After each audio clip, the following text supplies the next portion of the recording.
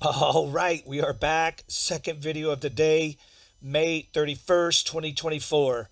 Hey everybody, this is Everyman with Everyman's 40K channel, and here we go with another Tau video. This one specific to crisis suits. As we discussed in the Kroot video, if you watch these in order, up next, obviously, I said I'm going to do some crisis stuff, and here they are.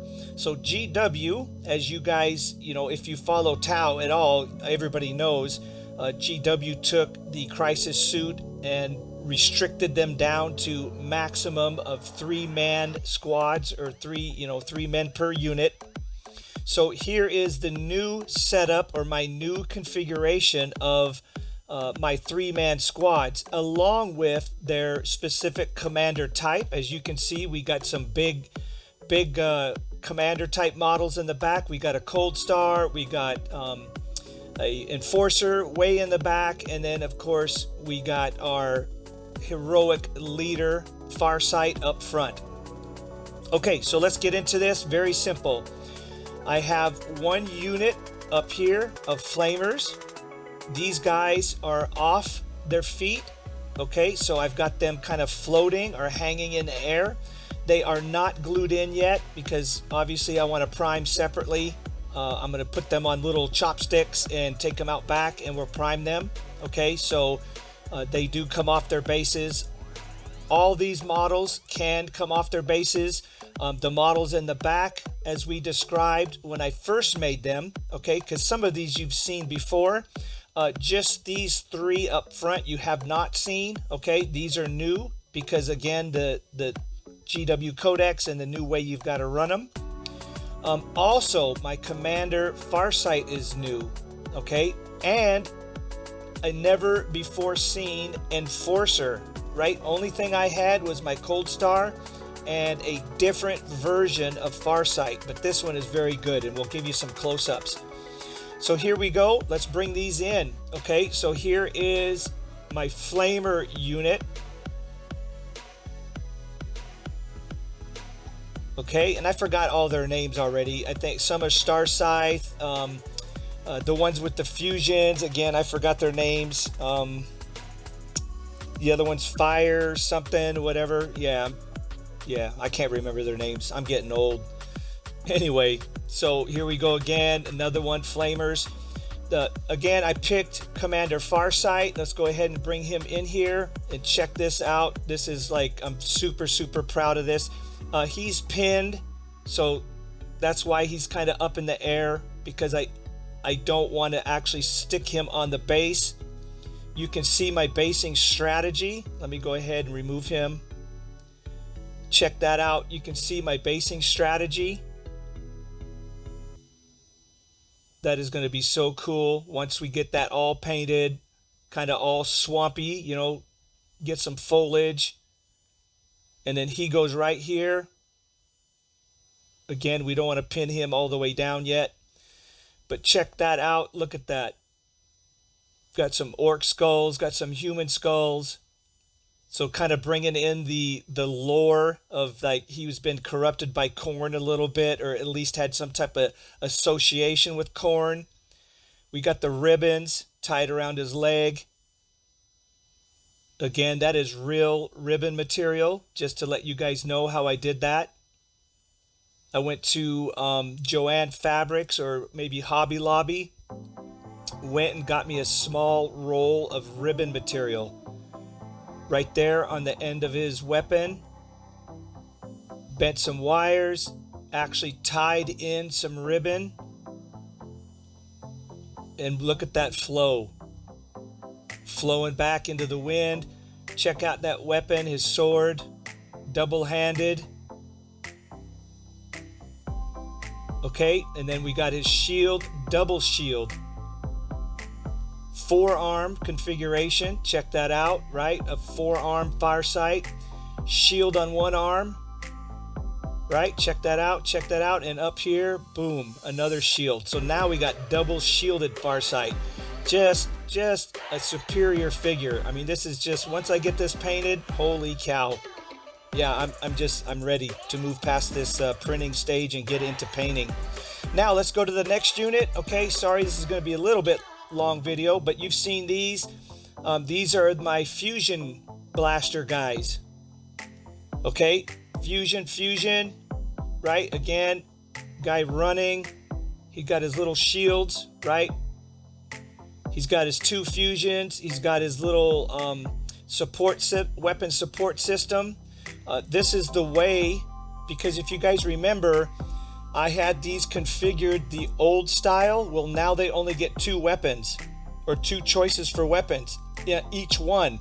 Well, I had these configured in the old way of where they would get all their weapons, okay, all 3. But now, in order to fix these guys, because if you remember when we printed these, I printed these without the support system, and they had all their weapons, and all these are removable. Okay, so I could come in here, for example, check that out, right? We put a toothpick, and then I can pin it. Okay, so these were all pinned, but now that we only have 2 weapons, I had to go out and reprint all these weapon support system kind of little things and plug them in. So now we're down to 2 weapons. Okay, so a lot of changes, and that's why I've been waiting, because I've been making all these changes, in the configuration. Here's my version of my Coldstar up in the air. Again, you can see my basing strategy, but up in the air, flying, or kind of do like a crazy leap with the gun shooting.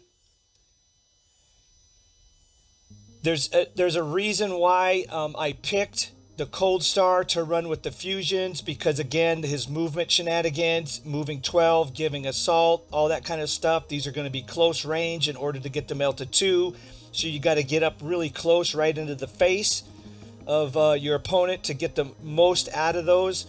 Most likely, I'm not going to deep strike these. The reason I'm running the Farsight with the guys with the flamers is, again, you got to kind of get up close to get the maximum out of the flamers.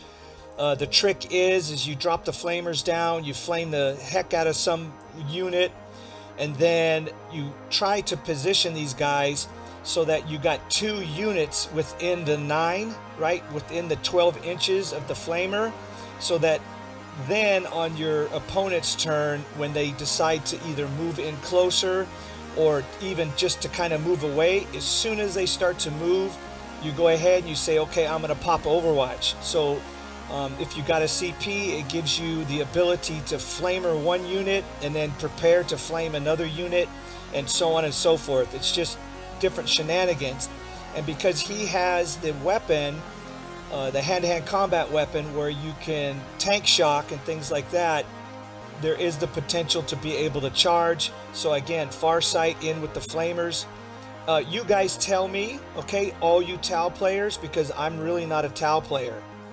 Leave your comments in the comment section. If I'm running the wrong commander with the wrong unit, and whatever reason I should be swapping these out, let me know. I mean, I'll make the changes. I watch guys on YouTube too, so I watch Pantheon Studios, so I'm kind of getting some insight and instruction from him on what he does.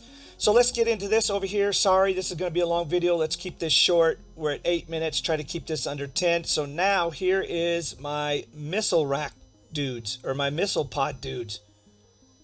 So I got 1 unit of missile pods or missile racks. Okay, let's check this out. And these guys are heavily armored. As you can tell, look at their armor. We've covered these once already in a video. Different shield, right? But different armor. And let me go do a side-by-side. See how their shoulder pads, they've got the flatter shoulder pads. This guy has the rounder, sort of a round shoulder pad. Look at the chest plate compared to the standard chest plate here. And then look at the leg on the thigh, right? You got a little bit of additional armor. And then this one here, again, they got the little round circles on each knee pad where this one doesn't, right? Again, different armor. Okay, very cool. Different configuration, different painting style. So they're going to be highlighted as kind of a different unit. And then you guys have never seen this before. Check this out. This is my Enforcer. Different shield. Check out that shield, totally different. Here is the shield of my Coldstar. Way different. Shield of an Enforcer. Check that out again. And he's got the missile pods. So an Enforcer with missile pod, long distance shooting unit, and the Enforcer applying his basically armor of contempt to a unit in the back.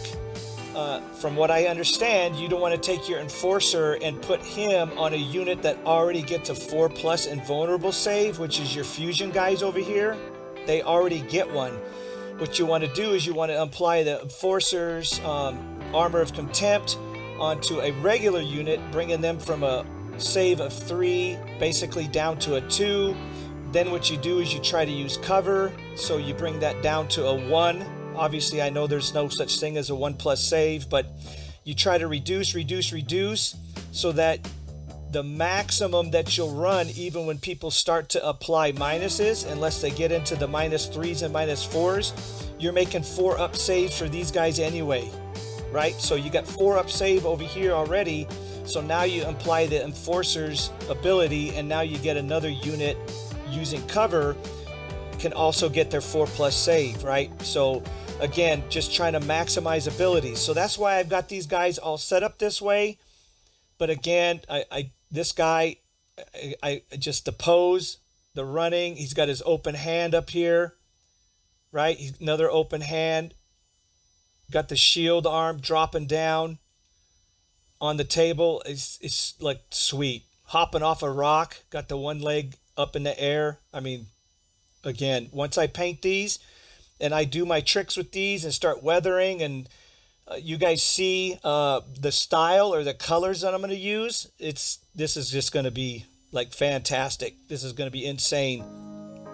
Okay, everybody, so this is it. This is the last one until I get my move done. So I'm going to go ahead and wrap this one up. This video is just going to be basically a catch up. Where is Everyman 40K at in his Tau display board? I am going to take my foam and my display board and stuff. That's all going in the truck.